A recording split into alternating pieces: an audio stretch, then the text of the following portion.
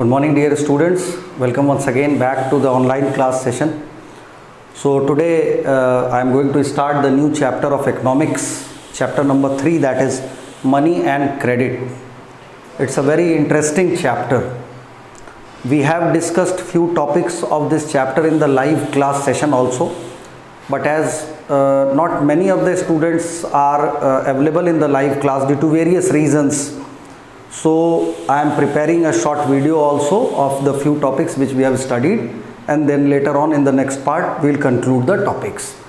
So money and credit here refers, money acts as a medium of exchange. Money acts as medium of exchange. आज के date में आप ये कह सकते हो कि मनी जो है वो एक मीडियम है, एक माध्यम है। किसी भी काम को जो सामान है खरीदना है, बेचना है, उसमें एक्सचेंज का मीडियम बनता है। उसी के थ्रू हम या तो किसी चीज़ को बेचते हैं और उसको पाते हैं, और या कोई चीज़ खरीदते हैं तो उसके बदले में देते हैं। इसलिए वो मध्यस्थ की भूमिका निभाता है, मीडिएटर की भूमिका निभाता है। इसके पहले चूँकि मनी पर आएँ और कुछ टॉपिक्स जैसा as per your NCERT text book या जो भी साइड बुक्स हैं उनके अकॉर्डिंग दिया हुआ है, तो पहले हमें इसके हिस्ट्री को थोड़ा सा जानना होगा इकोनॉमिक्स में। मनी के पहले, बिफोर इन्वेंट और advent of the money, actually the system which was popular was known as barter system.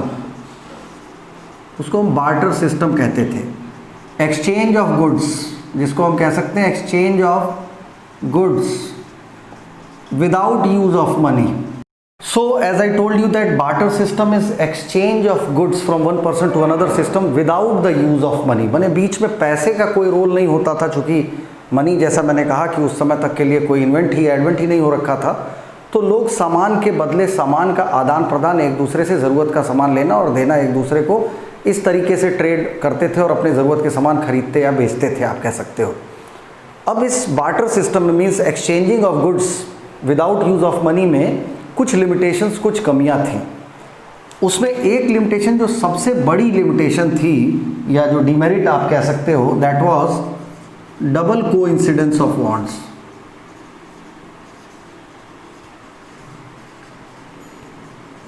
Double coincidence मतलब होता है संयोग, संयोग जिसको आप कहते हैं, और डबल कोइंसिडेंस माने दोहरा संयोग। माने एक संयोग ना बने, दो संयोग बने, तब जाके ये पॉसिबल हो पाता था। दो संयोग का मतलब ये हुआ कि हमें ये पेन देकर बुक लेनी है, एक चीज़ ये हुई। तो अब पहला संयोग कि भाई मुझे पेन देना है और मुझे बुक चाहिए, तो वो व्यक्ति मिले। दूसरा, वो जो व्यक्ति है जो बुक दे रहा है मुझे, उसको पेन चाहिए कि नहीं चाहिए, ये एक बहुत बड़ी चांस आ जाती थी। कि ये चांस अगर दोनों कंडीशंस, डबल कोइंसिडेंस मतलब दो कंडीशंस फॉलो करें और दोनों एक दूसरे के सामान की नीड हो, तभी ये पॉसिबल हो पाता था। सपोज करो मैं अपनी पेन देना चाहता हूँ एक्सचेंज में goods without use of money, लेकिन अगला पेन नहीं चाहता है, तो हम बुक कैसे पाएंगे? क्योंकि उसको इसकी ज़रूरत नहीं, already he is having pen, उसके पास पहले से पेन पड़ी हुई है। तब कैसी स्थिति हो जाएगी? फिर हमारे लिए बड़ा मुश्किल होगा उसको समझा पाना कि नहीं, पेन ले ही लो और मुझे बुक चाहिए। तो दोहरा संयोग बने कि उसको पेन चाहिए थी और मुझे बुक चाहिए थी। ऐसे दो लोग जब मिलते थे तभी ये पॉसिबल हो पाता था। एक और जो लिमिटेशन में प्रॉब्लम थी कि उसकी क्वालिटी और क्वांटिटी को एसेस करना बड़ा मुश्किल होता था कि कितने पेन मैं दूँ कि मुझे वो बुक मिले। क्योंकि हर चीज़ की, जैसे अब मनी आ गया तो आप प्राइस वैल्यू बना सकते हो। हर चीज़ की अपनी एक प्राइस वैल्यू बन गई कि ये इतने का है या ये वाली बुक इतने रुपए की है, तो एक वैल्यू तैयार हो गई। उस समय वैल्यू को असेसमेंट किस चीज़ में करते हैं? क्योंकि अब हम एक पेन दें तो उसको लगेगा कि हम ज़्यादा सामान दे रहे हैं। शूज़ दे के चावल लेना है तो कितना जोड़ी जूता उसको दिया जाएगा कि कितना किलो चावल देगा वो हमें। ये कुछ लिमिटेशंस थी जो बार्टर सिस्टम में आती थी। इन चीज़ों को, जैसे आप कह सकते हो कि जब हम मॉडर्न फॉर्म्स ऑफ मनी में आ जाएं अगर, तो मॉडर्न फॉर्म्स ऑफ मनी में जब हम आए तो मॉडर्न फॉर्म्स ऑफ मनी था क्या? मॉडर्न फॉर्म्स ऑफ मनी में था जो हमारे मेन, वो था पेपर नोट्स और कॉइन्स। पेपर नोट्स और कॉइन्स। कॉइन्स के पहले इसके लिए कैटल, ग्रेन माने अनाज, इतना उसको मान लिया गया। बहुत से मेटालिक जो प्रीवियस में जैसे गोल्ड या सिल्वर के भी राजा महाराजा अपने राज्य में बनवाए रहते थे और वो उस हिसाब से इस्तेमाल होता था। कितना उसका असेसमेंट, चूंकि वो हर जगह एप्लीकेबल इसलिए हो जाता था, कॉइन पेपर नोट तो कोई नहीं होती थी, वो कॉइन के तौर पे माना जाता था, वो इसलिए भी असेसमेंट हो जाता था क्योंकि वो प्रेशस मेटल्स थे। तो प्रेशस मेटल की अपनी खुद की वैल्यू होती है, तो इस वजह से वो चाहे किसी भी राज्य का हो, किसी भी राजा की फोटो बनी हुई हो उस कॉइन पे, वो गोल्ड है तो gold will be accepted at all places, silver है तो silver will be accepted at all places. तो इसीलिए कॉइन्स इस तरीके से चलता था। बाकी बात आई करेंसी की, तो करेंसी में पेपर नोट मॉडर्न फॉर्म्स में आया, बाकी कॉइन्स भी अब जो गवर्नमेंट ऑथराइज्ड है। जब हम करेंसी की बात करते हैं तो हम एक कंट्री के पर्टिकुलर जो वहाँ पे मनी चल रहा है, एग्जिस्टेंस में है, उसकी हम बात करते हैं।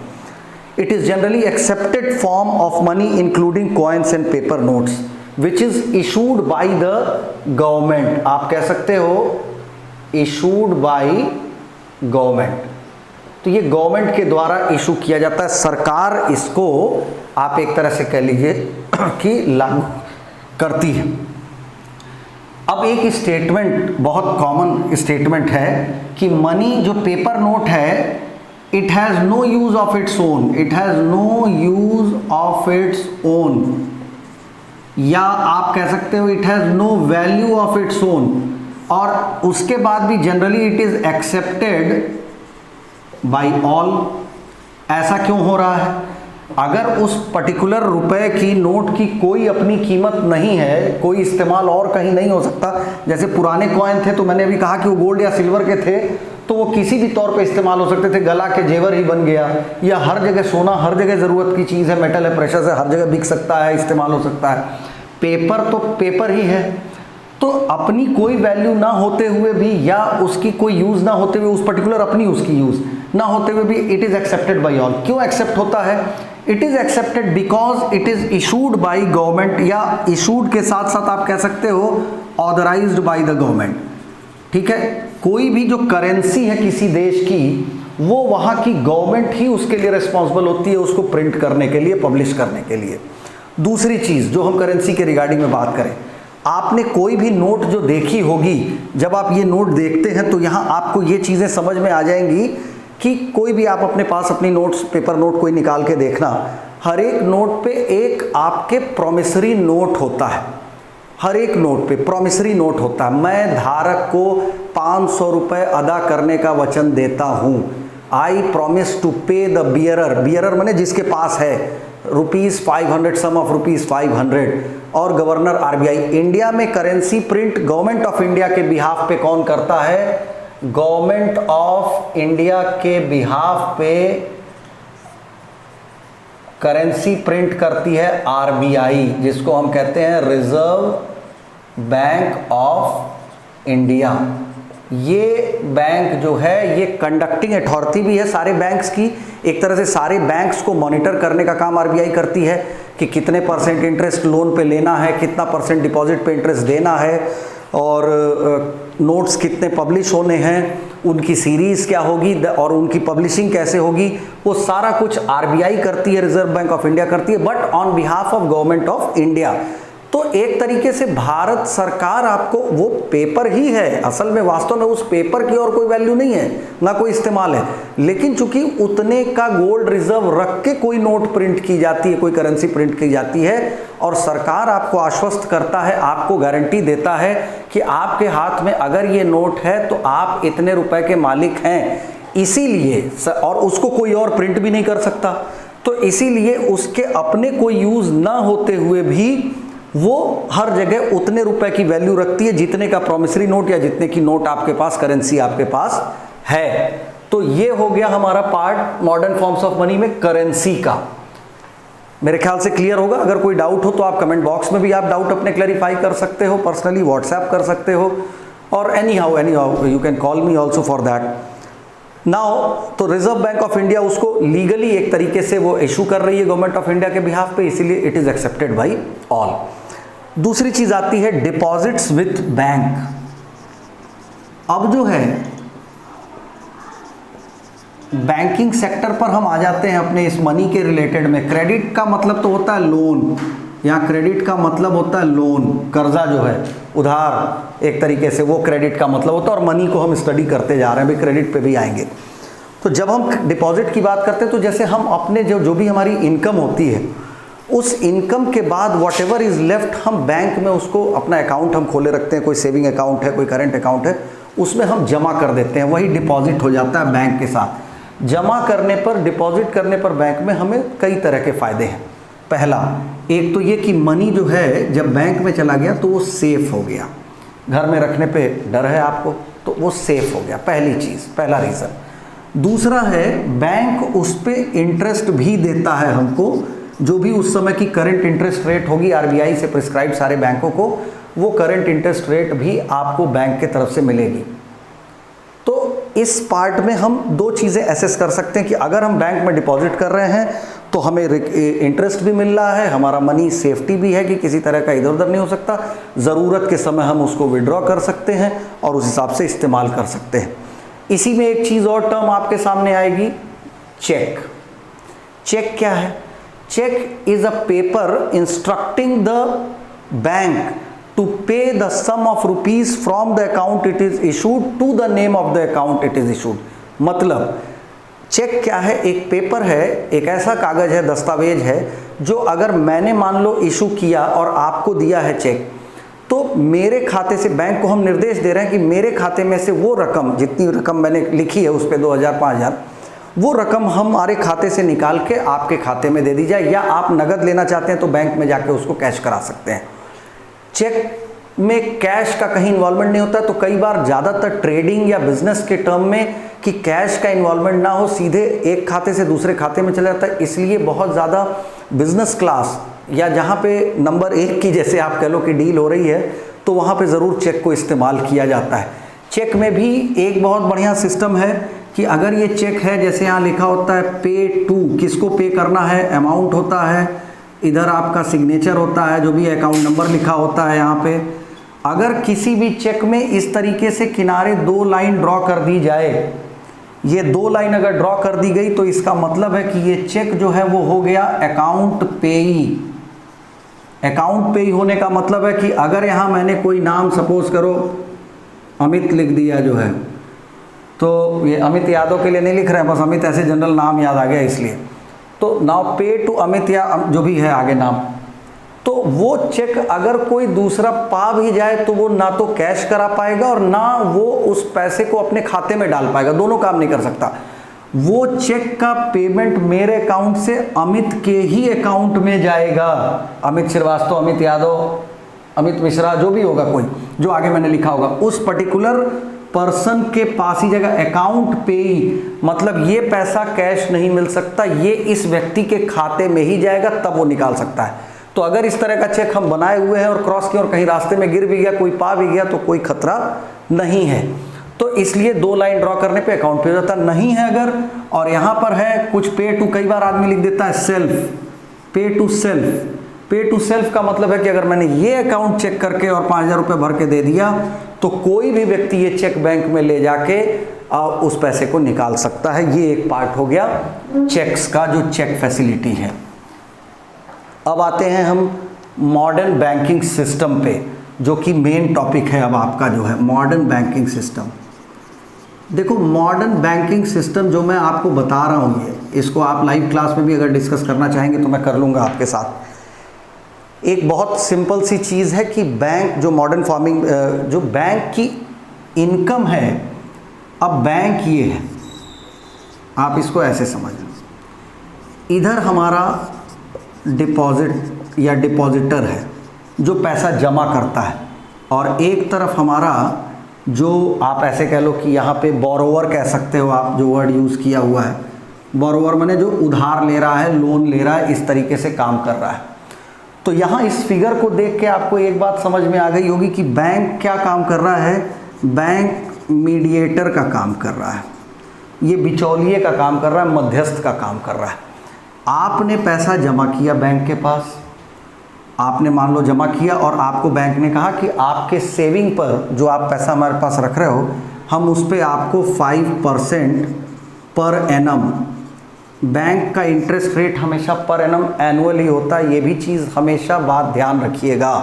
बैंक हमेशा जो इंटरेस्ट चार्ज करता है वो एनुअल करता है, तो वो पर एनम चार्ज करेगा। बैंक जो है आपको देगा, आपने जो जमा किया उस पर 5% वार्षिक सालाना। इधर बोरोवर ने आपसे लोन लिया, अब बोरोवर को जो लोन दिया गया वो मान लो दे दिया गया 12% पर एनम पे। तो बैंक के पास अपना कोई पैसा नहीं था, हमने आपने पैसा जमा किया, किसी ने 10,000, कोई 20,000, कोई 2,000, कोई 2 लाख, वो पैसा बैंक के पास इकट्ठा था, उसी पैसे को बैंक ने लोन के तौर पे बांट दिया। अब दोनों का इंटरेस्ट रेट का जो डिफरेंस है 12% माइनस 5%, मतलब जो 7% है ये बैंक की इनकम है। बैंक की इनकम टोटल लोन से ही होती है। आज ये भी जान लो कि बैंक की और कोई कमाई नहीं है कहीं से। बैंक हमारे और बोरोवर के बीच में मध्यस्थ की भूमिका निभा रहा है। हम जमा करते हैं, कम परसेंट पाते हैं अपने सेविंग अकाउंट पे या एफडी अकाउंट पे, जो भी जमा है, फिक्स डिपॉजिट है या टर्म डिपॉजिट है, कई तरह के डिपॉजिट्स होते हैं, या सेविंग बैंक है। सेविंग बैंक में तो आजकल 3 या 4% ही मिलता है एनुअल, और कोई भी लोन जो है वो 10% के नीचे आज के डेट में मिलता नहीं। हाउसिंग 20-25 साल का आप ले रहे हो तो 6-7% वो भी जाता है। तो जो डिफरेंस है वो बैंक की कमाई हो जाती है। यही मॉडर्न फॉर्म ऑफ बैंकिंग है। ये चीज़ क्लियर रखिएगा हमेशा अपने दिमाग में जो है। एक और चीज़ कि आज के डेट में जो क्रेडिट है इसका बहुत बड़ा रोल है। आप सोच रहे होंगे आखिर लोग जा क्यों रहे हैं बैंक के पास अगर इतना हाई परसेंट इंटरेस्ट। एक्चुअली देखिए, सबसे बड़ी चीज़ है कि सबके पास उपलब्ध तौर पे, वो भी एक नंबर में, मीन्स वाइट मनी जिसको आप कहते हैं, सबके पास उतनी इनकम होती नहीं है। कोई बिजनेस स्टार्ट करना है, कहाँ से पैसा आएगा आपके पास? बच्चे की हायर एजुकेशन करानी है, कहाँ से पैसा आएगा आपके पास? घर बनवाना है, कार खरीदनी है, अब तो यहाँ तक कि टीवी, फ्रिज और मोबाइल खरीदने के लिए भी लोन मिल रहा है जो है। ये मॉडर्न फॉर्म ही है कि इतना एक्सपैंड करते चला गया लोन सेक्टर को बैंक ने, क्योंकि उससे लोगों के लिए कन्वीनियंस हो गया कि कई बार हमारे लिए, चूँकि एक मुश्त कोई सामान खरीद पाना बहुत मुश्किल है कि हम 4 लाख रुपये लाएँ। 4 लाख रुपये हमारे पास नहीं है एक मुश्त जो है कि हम लेके 4 लाख रुपये का कोई कार खरीद लें। लेकिन वही अगर हम 5-5 हज़ार रुपया देने को कहा गया, और सपोज़ करो मैं 25-30 हज़ार कमा रहा हूँ तो 5,000 रुपये मेरे लिए निकाल के देना, इसके अपेक्षा कि हम एक साथ 5 लाख देते, 4,000 देना हमारे लिए आसान हो जाएगा। तो इसीलिए लोन किसी भी काम के लिए, एजुकेशन लोन है, कार लोन है, हाउसिंग लोन है, बिजनेस लोन्स हैं, यहाँ तक कि अब तो एग्रीकल्चरल लोन्स भी तमाम किसानों को दिए जा रहे हैं। उनको खाद, बीज, केमिकल्स, फर्टिलाइजर्स खरीदने के लिए जो सेटअप है इंफ्रास्ट्रक्चर के लिए, ट्रैक्टर के लिए, एग्रीकल्चरल लोन्स भी बांटने शुरू कर दिए हैं बैंक्स ने। कई तो ग्रामीण बैंक जो बना वो गांव में इसीलिए बना ही कि एग्रीकल्चरल सेक्टर या रूरल सेक्टर के लोगों को आसानी से लोन मिल सके। तो इस लोन के थ्रू वो अपने काम को आगे बढ़ा सकते हैं, काम को इनिशिएट करके स्टार्ट कर सकते हैं। ये इतना टॉपिक जो है, इसके बाद मैं एक पॉज ले रहा हूँ और फिर मैं आपको आगे 2 credit. Now the topic is 2 different credit situations. देखिए, 2 तरह की आज के डेट में, जैसा मैंने कहा आपको कि क्रेडिट के बेसिस पे बहुत से काम चलते हैं। इसके 2 सिचुएशंस आपको बता रहे हैं यहाँ पे, जो अरेंजमेंट्स दिए हुए हैं। एक होता है क्रेडिट फॉर बिजनेस पर्पस और एक होता है क्रेडिट फॉर एग्रीकल्चर। दोनों तरह के टास्क आपके बुक में भी दिए होंगे। ये जो एनसीईआरटी बुक में किनारे ब्लॉक्स में, शेडेड पार्ट में कुछ एग्जाम्पल्स दिए रहते हैं। इनको ज़रूर पढ़ा करिए, इनको रीड किया करिए, क्योंकि इनसे भी क्वेश्चंस पुट आउट होते हैं बोर्ड एग्जाम्स में। तो उसको छोड़ना नहीं है, इसीलिए मैं इसको भी शॉर्ट में एक्सप्लेन कर दे रहा हूँ, और फिर इसके बाद के टॉपिक्स नेक्स्ट वीडियो में डालेंगे, क्योंकि ऑलरेडी हम लोग लाइव क्लास के थोड़ा आगे आ चुके हैं जिसको हम डिस्कस कर सकते हैं। तो ये एक्चुअली है क्या कि पहला केस जो दे रहा है कि फेस्टिवल सीज़न में या एग्रीकल्चरल सीज़न में कई बार जो छोटे कमाई के लोग हैं, जो निम्न आय वर्ग के लोग हैं या मध्यम आय वर्ग के लोग हैं, इनको पैसे की ज़रूरत पड़ती है। ऐसे केस में ये क्रेडिट कितना हेल्पफुल होता है, आप इसका अंदाज़ा इन एग्जाम्पल से लगा सकते हैं। ये कह रहा है कि एक केस ऑफ सलीम दे रहा है, जो पहला बिजनेस पर्पस के लिए लोन दे रहा है। आप एग्जाम्पल देखिए, शू मैन्युफैक्चरर है और अचानक चूंकि त्योहारों के समय में सेल बढ़ती है, प्रोडक्शन बढ़ती है, इसको 3000 पेयर ऑफ शूज़ का ऑर्डर मिल गया। अब चूंकि 3000 शूज़ इसको बनाने हैं तो ऑब्वियसली इसको रॉ मटेरियल खरीदना पड़ेगा। रॉ मटेरियल के साथ साथ इसको जो है कुछ वर्कर्स हायर करने पड़ेंगे, उनकी सैलरी कुछ पहले तो जब ऑर्डर जाएगा तब हमारी इनकम होगी ना जो है। तो ऐसे केसेस में ये बोरो कर लिया, लोन ले लिया, तो इससे होगा क्या कि इसने रॉ मटेरियल खरीद लिया, वर्कर्स हायर कर लिए, और इसका फ़ायदा क्या हुआ, उसने मैन्युफैक्चरिंग करके सेल आउट कर दिया और जो इसकी लागत थी उसको उन लोगों से जिससे इसने लिया था वो तो उनको मिल चुका था पैसा, उनको पे करने के बाद जो प्रॉफिट बची वो उसकी अपनी प्रॉफिट है। इसके कई कंडीशंस हो सकते हैं। देखिए, एक कह रहा है कि he has to purchase raw material to meet this expenses, Salim obtains loan from 2 purposes. एक तो ऐसा, एक और तरीका है क्रेडिट का, लोन लेने का, कि वो मैन्युफैक्चरर से ही, जो लेदर सप्लायर है उससे 2 महीने का टाइम मांग ले कि भैया हमें लेदर जो रॉ मटेरियल है वो आप दे दो, कुछ पेमेंट मैं अभी आपको कर दे रहा हूँ, बाकी जैसे ही मेरा ऑर्डर सप्लाई होगा मुझे पेमेंट मिलेगी और मैं जस्ट आपको इसको रिटर्न कर दूंगा। दूसरा, वो कैश में लोन ले ले बड़े ट्रेडर्स से और उसके बाद से जो है वो इस तरीके से ऑर्डर को कंप्लीट करने के बाद by the end of the month उसको रीपे कर दे। बस अंतर क्या होता है, अगर हम बैंक की बात करें, चूंकि बैंक से रिलेटेड है हमारा ये चैप्टर, ज़्यादातर फोकस्ड यहाँ पे दोनों चीज़ों को बताया गया है, बैंकिंग सेक्टर को भी और जो हम प्राइवेटली या इनफॉर्मल सेक्टर से लोन लेते हैं दोनों को समझाया गया। अगले वीडियो में पूरा वही टॉपिक मैं आपको पढ़ाऊँगा। तो यहाँ कहने का मतलब क्या हुआ, जो निकल के आया इसका कंक्लूजन, कि इसने चूंकि प्राइवेट से लिया, बैंक के लोन में बस फ़ायदा ये होता है कि पहला तो ये कि रेट ऑफ इंटरेस्ट जो है वो नॉमिनल होता है। नॉमिनल इन सेंस मीन्स जो बोरोवर है, लेंडर है, मनी लेंडर है या ट्रेडर्स हैं, इनके इंटरेस्ट रेट कई बार ज़्यादा होते हैं। दूसरी चीज़, इनकी कोई गारंटी नहीं है कि वो लोन दे ही। जैसे ये लेदर सप्लायर से कहा कि हमें 1 महीने के लिए हमें इतना लेदर चाहिए, उधार दे दो, हम काम पूरा करके लौटा देंगे आपको। तो अब ये तो डिपेंड करता है वो देगा नहीं देगा। दे दिया तो इसका काम चल गया और ऑर्डर पूरा करके उसने लागत दे दी और बाकी कमाई हो गई। तो इस तरीके से अरेंजमेंट्स। ऐसे ही क्रेडिट फॉर स्मॉल फार्मर्स, जो छोटे किसान हैं वो मनी लेंडर से कई बार लोन लेते हैं, जो सूद पे ब्याज पे पैसा बांटते हैं। यहाँ उनके लिए प्रॉब्लम, जैसा मैंने अभी कहा, कि मिल तो जाता है, आसानी से मिल जाता है, लेकिन कहीं ना कहीं वो एक तरह के डेब्ट ट्रैप में, एक जाल में फंस जाते हैं, कर्ज के जाल में फंस जाते हैं। तो वो चूंकि होता क्या है कि rate of interest in money lenders का, या जो लोकल लोग पैसा देते हैं, क्रेडिट या लोन देते हैं या कर्जा देते हैं, वो इतना हाई होता है कि उस इंटरेस्ट अमाउंट को चुकाते चुकाते ही हालत ख़राब हो जाती है। मूलधन माने सम अमाउंट जिसको आप कहते हो मैथ्स में, सम अमाउंट बचा ही रह जाता है। कई बार सिर्फ किसान जो है वो इंटरेस्ट ही चुकाते चुकाते और हद होती है लास्ट में कि वो अपनी ज़मीन तक बेच जाता है और कर्जा नहीं पूरा हो पाता है।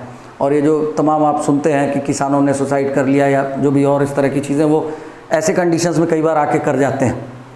खैर वो गलत है, लेकिन फिर भी वो कर जाते हैं, जो इंस्टेंसेस हैं, एग्जाम्पल्स हैं हमारे सामने।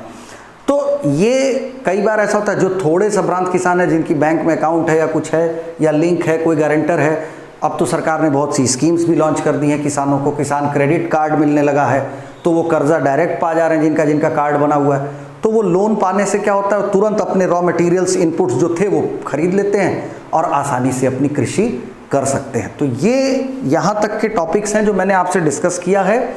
अब इसके बारे में जो हम डिस्कशंस करेंगे, जो डाउट्स होंगे आप डिस्कस कर लेंगे मुझसे, और नेक्स्ट वीडियो में मोस्ट प्रोबेबली ये चैप्टर ओवर हो जाएगा आपका, क्योंकि इसके बाद formal sector, informal sector, credit arrangements, collateral, इस तरह के वर्ड्स हम पढ़ेंगे। अभी मैं नाम बता देता हूँ पिछले वीडियो में किन्होंने कमेंट किया। Now the names of the student those who have commented on the last video: Aryan Kumar Prajapati, Sumit Sharma, Nityansh Pandey, then we have Shubhankur Madi Tripathi, then Gauri, Ayushi Pandey, then we have Khush Karam Chandani, Maria Khurshid, Shubham Verma, Sahil Raj, Aryan Prajapati, Nancy, Sanjana Kumari, Mansi Pandey, then we have Harshit Dubey, Krishna Dubey। Comments बहुत कम आ रहे हैं, लेकिन ठीक है, जिन्होंने किया बहुत बढ़िया। आप ऐसे ही इन्वॉल्व रहिए, आपके ही काम की चीज़ है, आप ही के लिए वीडियोस बन रहे हैं। अदरवाइज़ लाइव क्लास सिर्फ पढ़ा के कोर्स ख़त्म किया जा सकता है, लेकिन 2 बार उन्हीं चीज़ों को एक्सप्लेन सिर्फ इसलिए किया जा रहा है कि ये कंटेंट आपके पास हमेशा रहेगा यूट्यूब पे। whenever you will prepare for your unit test, for your periodic test, or for your pre-board or for your board examinations, तो हमेशा कंटेंट अवेलेबल रहेगा। इसलिए भी आपके लिए वीडियो में बना के डालता रहूँगा। और आज मैं कोई कमेंट करने को नहीं दूंगा आपको, मैं अब इधर कोई कमेंट करने को नहीं दूंगा, क्योंकि the percentage has got down very much. तो ये चीज़ थोड़ा सा मुझे फील हो रही है, बाकी और ठीक है। और नेक्स्ट टॉपिक नेक्स्ट वीडियो में मैं कवर करूँगा।